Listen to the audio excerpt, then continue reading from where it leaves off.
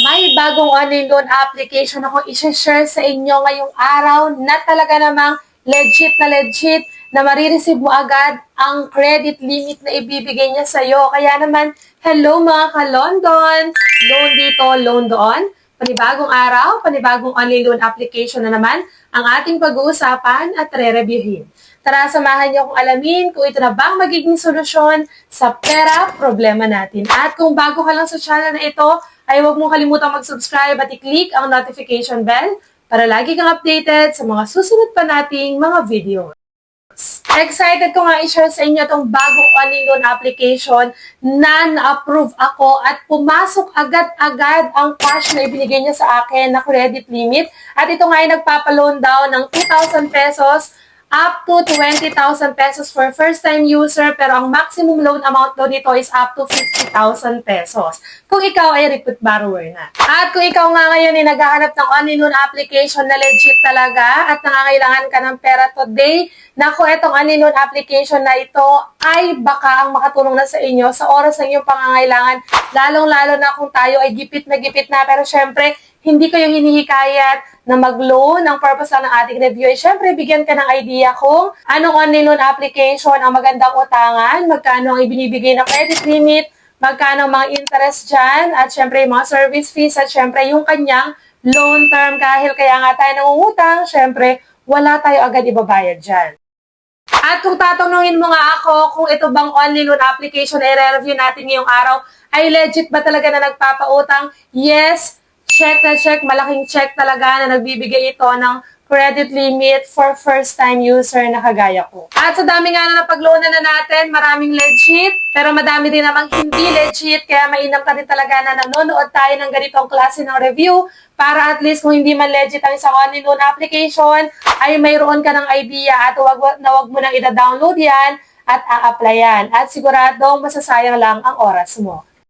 And panoorin nga itong video na to hanggang dulo para malaman ninyo kung ano ba itong online loan application na tinutukoy ko na talagang nag-approve sa akin at pumasok agad sa aking GCash. Pero syempre bago natin alamin kung sino ba yan or ano ba yung online loan application na yan, kung ikaw nga ay madalas ma-reject sa mga online loan application, dito sa ating channel ay namimigay tayo ng instant GCash giveaway sa maswerteng mapipili. Ano nga lang bang dapat mong gawin?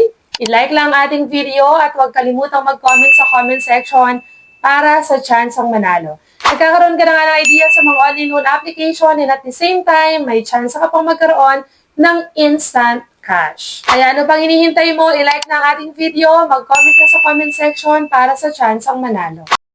At ayan nga, balik na tayo sa online loan application na i-review natin ngayong araw. Alam ko, excited na kayong malaman kung sino ba ito kasi nakaka-intriga dahil nga na-approve tayo at pumasok agad sa ating GCash account. Ito ay walang iba kundi si Tala Cash Loan Up Philippines. Si Tala ba ito na palagi nating ina-applyan at legit na online loan application?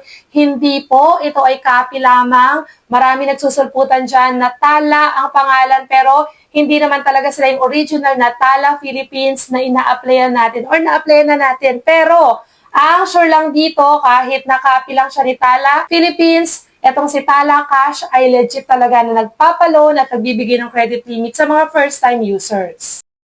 Ito nga si Tala Cash ay available lamang po sa App Store at hindi siya downloadable sa Google Play Store. Pero syempre, wait lang tayo dyan. Madalas yan, meron sa App Store pero sa susunod meron na rin siya sa Google Play Store. At ito nga ay kopya. Tingnan nyo naman, makikita nyo sa logo na kamukha-kamukha talaga ni Tala Philippines. Etong si Tala Cash. At kasalukuyan ngayon may napakataas na ratings na 4.8 at meron nga daw tayong credit limit na pwedeng malo dito na 2,000 pesos up to 50,000 pesos. And kagaya nga ng sinabi ko sa inyo, kamukhang-kamukha talaga nito si Tala Philippines. Kaya naman, alam mo, marami nang nagsusulputan talaga na gumagaya kay Tala kasi nga alam na naman ng iba dyan o alam ng marami sa atin na legit talaga ang Tala.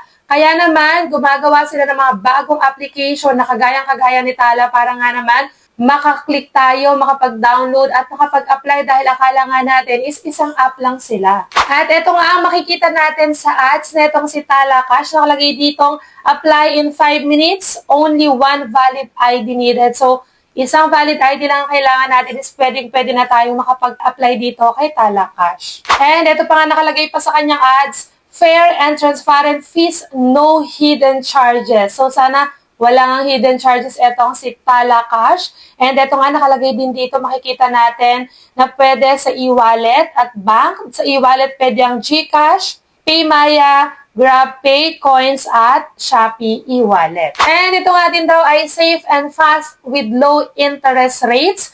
At meron daw siyang loan term na up to 91 days at 0.05% per day na daily interest. At ang maximum loan amount nga natin daw dito is 50,000 pesos. And kagaya nga ng ibang application para tayo makapag-login at makapag-register dito kay Tala Cash, kailangan natin ilagay ang ating active phone number para makapag-send sila sa atin ng verification code. At syempre makapag-continue na tayo sa next step at ang ating application na. And proceed na nga tayo dito sa ating application, dito sa personal information. Tatawagin kanila kung meron ba tayo ngayong kasalukuyan na online loan. And then meron ba tayong longest overdue and ilang beses ka na daw nakapag-loan sa mga online loan applications. So sasagutan lang natin yan. And then meron yung educational level, kung ano bang natapos natin. Type of housing, marital status, monthly expenses. So, nakalagay dito kung magkano ang monthly expenses natin bukod nga dun sa monthly income natin. Siguro dito chinecheck nila kung mas mataas ba yung monthly income natin sa ating expenses dahil baka dito nila i-base kung magkano ibibigay sa ating credit limit. Baka mamaya kasi mas mataas pa yung monthly expenses natin kaysa sa ating monthly income. So, saan pa nila iisipin kung magkano ba o kaya ba nating bayaran yung utangin nating pera sa kanila. And dito nga, wala nang kailangan i-provide na additional document or information about sa iyong trabaho. Dahil sa valid ID lang talaga, pwede na tayo makapag-apply. At sa valid ID, pwede dito ang UMID, driver's license, and pwede nga din daw ang national ID, PRC, pag-ibig, at health card. And dito, tatlong contact reference lang kailangan natin i-provide. So, mas konti ito compare sa iba na 5 na contact reference.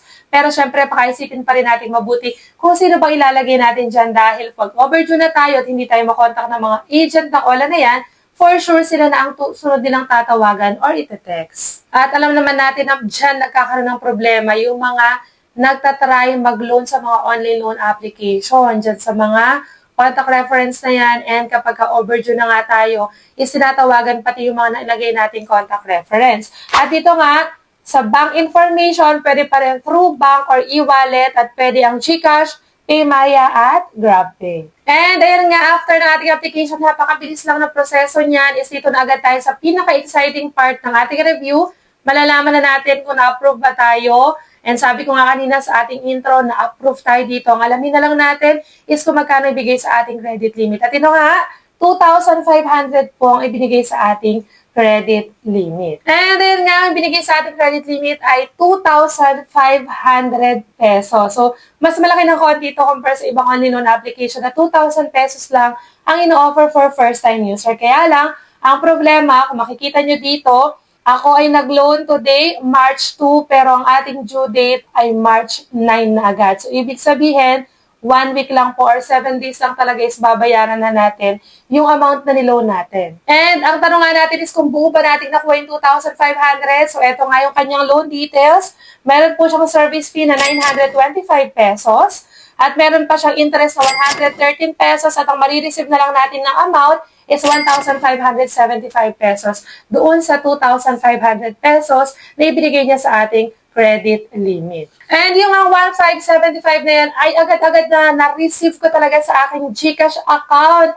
Ganon kabilis. Kagaya ng sinabi ko sa inyo, ay totoo talagang nagbibigay siya ng credit limit at agad-agad na pumapasok sa GCash. Ang problema lang natin kasi dito, kaya pala ang bilis-bilis talaga makapag-approve nito is dahil nga ang laki talaga yung kanyang interest at service fee na halos kalahati na nung amount na binigay niya sa atin, which is 2,500. And then after 7 days nga is kailangan na natin bayaran ng buo yung 2,500 pesos na niloan natin sa kanila. At yan nga ang kabang loan details netong si Tala Cash. At dito na muna natatapos ang ating review ngayong araw.